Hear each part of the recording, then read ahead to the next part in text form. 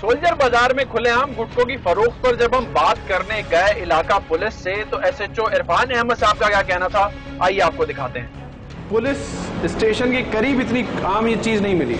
ढके छुपे अल्फाज में बड़ा कदम की दूरी पर है यहाँ पर और आपके नाक के नीचे काम। एक बात याद रखें कि वही बात है कि पहाड़ के नीचे ही पत्थर मिलते हैं। डेफिनेटली ठीक है, कहीं पहाड़ के नीचे आप तो भैया समझदार आदमी हो किस तरह बात चलो तो बस आप ये इंटरव्यू ले लें कि अगर हमारा कोई लिंक है। नहीं तो वो तो डेफिनेटली नहीं होगा। अब मुझे सिर्फ ये पता करना है कि जी पाबंदी लगी हुई है, इस पे क्या कर रहे हैं ये यहाँ पे। फांसी लगवा दें आप मुझे। अरे मैं आपको क्यों फांसी लगाऊंगा, आप जुर्म के थोड़ी मुर्तकिब हो।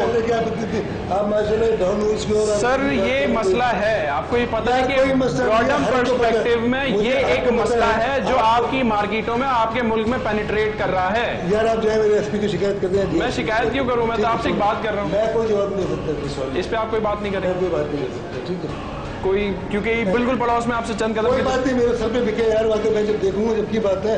आपने देखा नहीं है? मुझे क्या पता है यार, आपको मैं यहाँ से सुबह निकलता हूँ तो मैं क्या एक पान की दुकान से ऊपर शटर उठा के देखूंगा या कुछ देखूंगा। आप शटर नहीं देखे, मेरे साथ पैदल चले चंद कदमों की दूरी पर, आपको वाज़े नजर आ जाएगा। मेरी जान अगर आप भी इस तरह कर बिजी रहे ना, आपकी तो ड्यूटी यही है कि इसी तरह करना।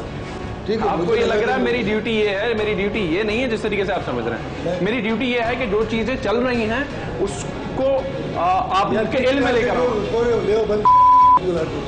जो है बंद कर दो, खुश हो जाएंगे। मैं खुश नहीं होऊंगा, आप मुझे सिर्फ उस चीज की जवाब देते सर। क्या जवाब दे दूं मैं? आपसे मैं बात करना चाह रहा हूँ, आप वो सही तरीके से बात नहीं कर रहे, आप बात को खराब कर रहे हैं। अब ये कोई जवाब नहीं है कि मैं आपके अफसर से जाके आपकी शिकायत कर दूं, ना तो मैं इतना बड़ा हूँ। आप भी अपनी नौकरी कर रहे हैं, मैं भी अपनी नौकरी कर रहा हूँ।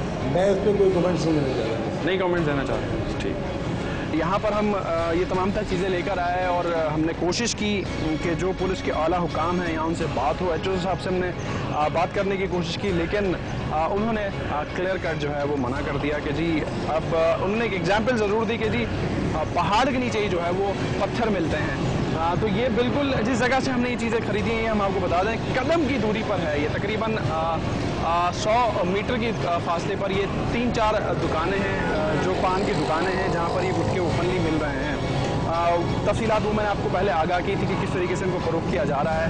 अब यहाँ पर जब हम इनसे बात करने के लिए आला हुकाम जो ज़िम्मेदार हैं, पुलिस अफसर हैं कि उनके इलाके में क्या हो रहा है, उनकी नाक के नीचे क्या चीज़ हो रही है, उससे उन्हें आगाही होनी चाहिए। उन्होंने कहा कि जी मुझे इल्म नहीं है।